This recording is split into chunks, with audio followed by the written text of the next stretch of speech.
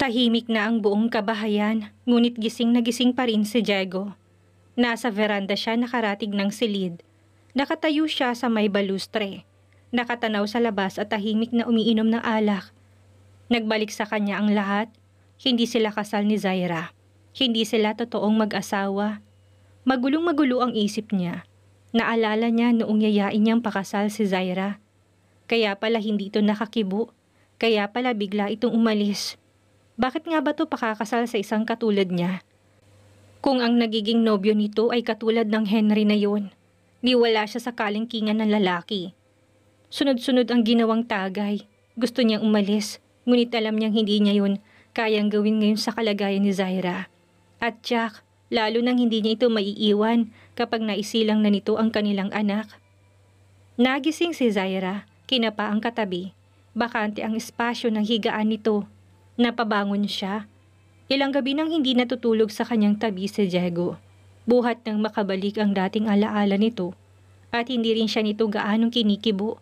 Kapag kinausap niya, sakalang ito sasagot. Lagi itong maagang umaalis ng bahay.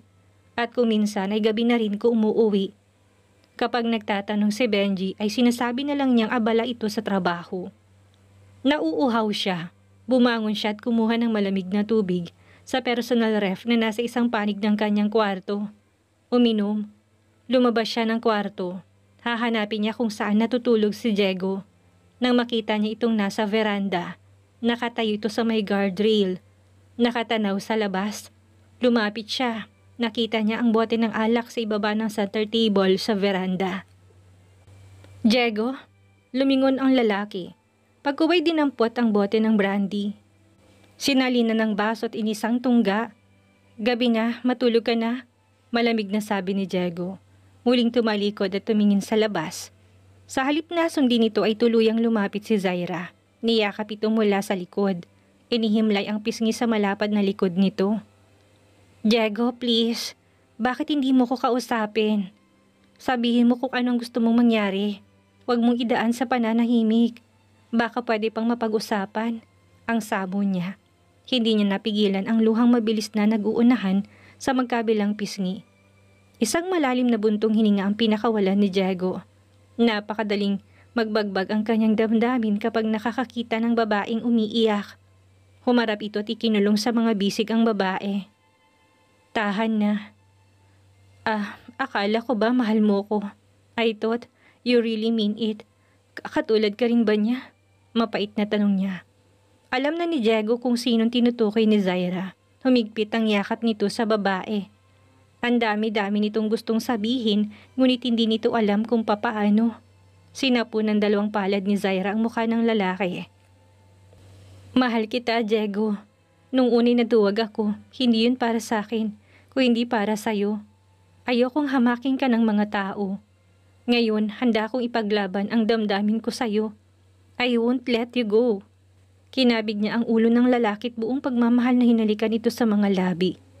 Noong una, he tried to resist her, but she kept on kissing him, until he growled, uttered her name and kissed her hard and hot. They kissed without restraint.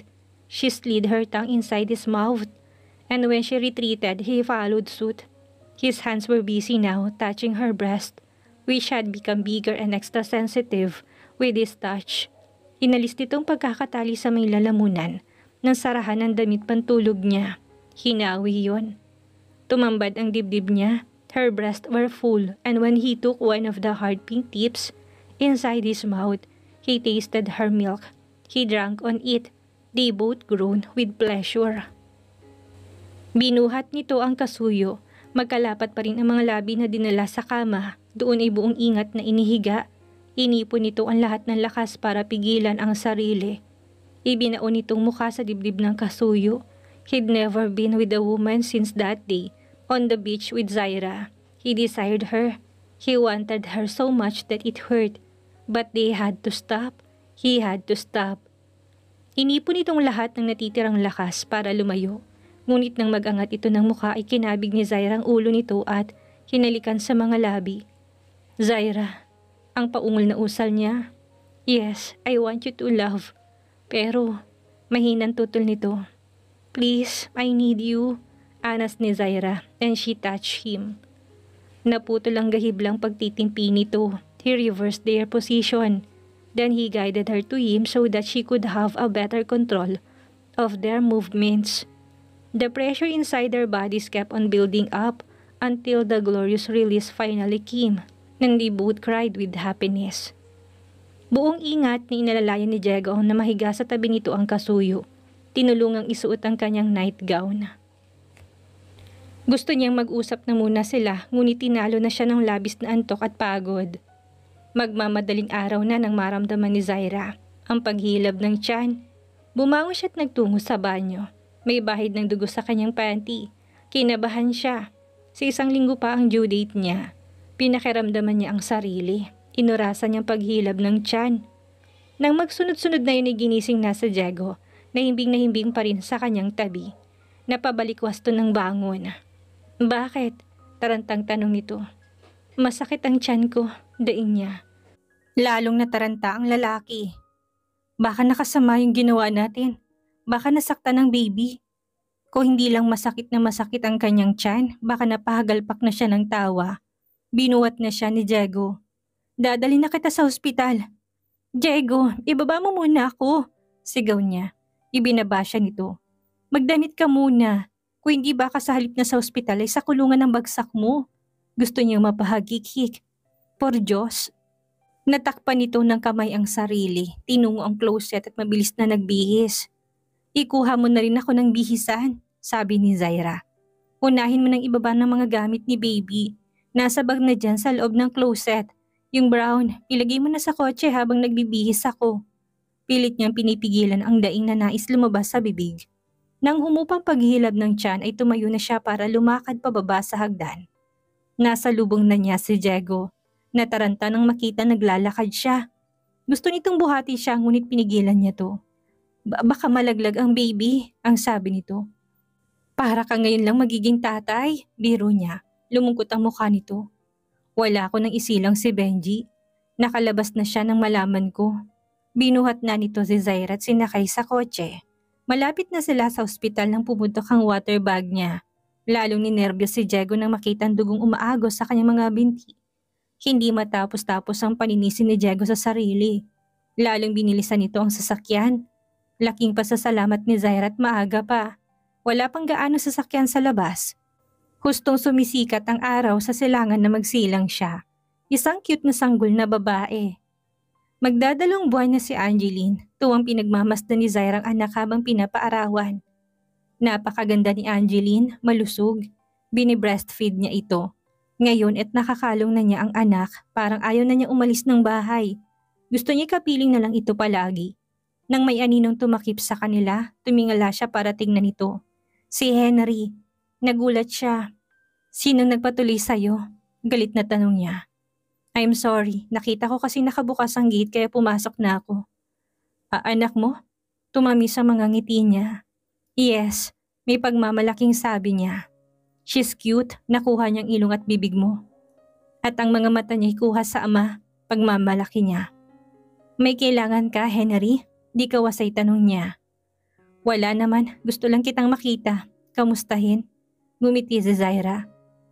I'm happy and fine. Maupo ka, kape? Thanks. Anito, tinawag ni Zaira si Ising. Humingi ng kape para sa bisita. Nang makaalis si Ising ay muling hinarap ni Henry. What about you? Kamusta na si Gemma at ang baby niyo? Malungkot na napabuntong hininga si Henry. Patay ng isilang ang baby namin. Hindi kami magkasundo ni Gemma. Lagi kami nag-aaway. Hindi siya makawala sa insecurity niya sa'yo. So we decided to split up.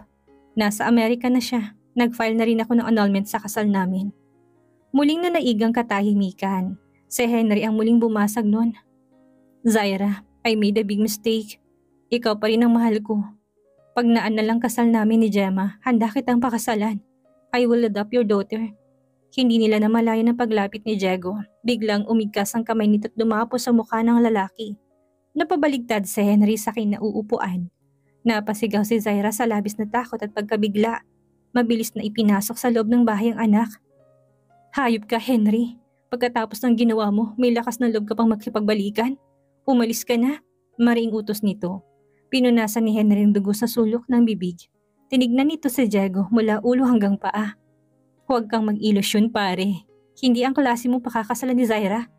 Anyong uupakan ulit ito ni Diego, ngunit mabilis na tumalikod ang una. Naiwang nagpupuyos ang kalooban ni Diego. Ngunit totoo ang tinura ni Henry. Hindi ang isang katulad niya ang nababagay kay Zaira. Ni hindi niya kayang bigyan ito ng magandang buhay. Yung kinikita niya ay wala pa sa tuldok sa kinikita nito. Ano nga bang maiaalok niya rito? Malungkot na tinungo niya ang kanilang silid at nagsimulang mag-empake. Ibinigay ni Zaira si Angeline sa yaya nito't sinundan si Diego sa kwarto. Nagulat siya nang makitang nag-empake ito. Saan ka pupunta? Tanong niya. Nagsimula siyang panginigan ng katawan at panlambutan ng tuhod. Pamilyar sa kanyang eksenang yun. Aalis, lalayo. Timbag ang nasabi ni Diego. Lumabas ito ng kwarto. Nagtungo sa silid ni Benji. Sinundan ni Zaira. Nagsimulang iimpake ang mga gamit ng anak. Tigagal si Zaira. Kukunin ko mga anak ko. Hindi ako papayag na ipakisama mo siya sa lalaking yun. Anong sinabi mo? Humarang siya sa daraanan ng lalaking pupunta sana sa nursery. Kukunin ko mga anak ko. Over my dead body. Walang aalis sa tahanang ito. Hindi na siya papayag na muling iwanan. Magkakamatayan tayo. Hindi mo na kami kailangan ng mga anak mo. Nagbabalik na lalaking yun sa'yo. Handa ka niyang pakasalan. Hindi ba yun ang gusto mo? Dahil kayong higit na bagay. Sino may sabi sa'yo nung pakakasal ako kay Henry? Hindi ba ayaw mo pakasal sa akin? Hindi siyang hinihintay mong magpakasal sa'yo. Inalok mo ba ako ng kasal? Balik tanong niya. Bakit pa? Tatanggihan mo rin lang. Hindi ba inalok na kita noon sa beach? Anong ginawa mo? Umalis ka nang walang paalam. Hindi ko na uulitin yun. Ayoko muling kawawain ang sarili ko. Humalokip-kip si Zaira na natiling nakaharang sa may pinto. Handa ka bang pakasalan ako? Matiim na napatitig si Diego sa babae. Walang lalabas sa kwartong ito hanggat hindi tayo nagkakaintindihan. Patuloy ni Zaira. Pakakasalan mo ba ako? Maang napatitig si Diego sa kanya. Oh bakit? Hindi ka na nakasagot dyan. Sa ayaw mo't sa gusto mo, magpapakasal tayo. Ayoko manatiling illegitimate si Angeline. Payag kang pakasal tayo? Nakangiting lumapit si Zaira sa kinatatayuan nito. I wanted it so much, Diego. Hinihintay ko lang na yayain mo kung pakasal. Salamat kay Henry. Kung hindi siya dumating, hindi ka pa magigising. Niyakap niya ang asawa. Hindi pa sila kasal, ngunit para kay Zaira, she was already married to him in soul and in spirit. Isang simpleng kasalan lang yun, ginanap sa chapel ng kanilang subdivision. Mga kamag-anak at piling mga kaibigan lang ang dumalo. Hindi mapigilan ni Zaira ang luha na sumungaw sa mga mata habang inihahatid siya ni Andy patungo sa kinaroroonan ni Diego na naghihintay sa harap ng altar. Hinalikan ni Andy si Zaira. Nakita nitong luhang nakakapit sa pilikmata ng huli. Hey, ngayon ka pa ba iiyak? This is supposed to be your happiest day. Napasimangot si Zaira. Tears of happiness. I am very happy, Andy. Nakangiting bumaling siya kay Diego. Ibinigay ni Andy ang kamay na kaibigan sa groom. Ingatan mo siya pare at mahalin. She's my best friend at mananagot ka sa akin kapag pinaiyak mo siya. Hindi na siya iiyak sa piling ko pare. Ang pangako naman ni Diego. Kung luluha man siya, yun ay dahil sa labis na kaligayahan. Aasahan ko yan. Nagkamay ang dalawang lalaki. Lumakad sila patungo sa altar habang kumakanta ang koro. Itong alon sa dagat tulad ng ating buhay. Kuminsan na tahimik, kuminsan ay magalaw. Ganyan ang ating buhay kung merong kalungkutan paglipas ng hilahil. Merong kaligayahan. Napatingin si Zaira kay Diego. Nalagpasan na niya ang pinakamalaking unos sa kanyang buhay. Marami pang higit na malalaking alon na darating. Ngunit alam niya, kaya nilang lagpasan yun ni Diego.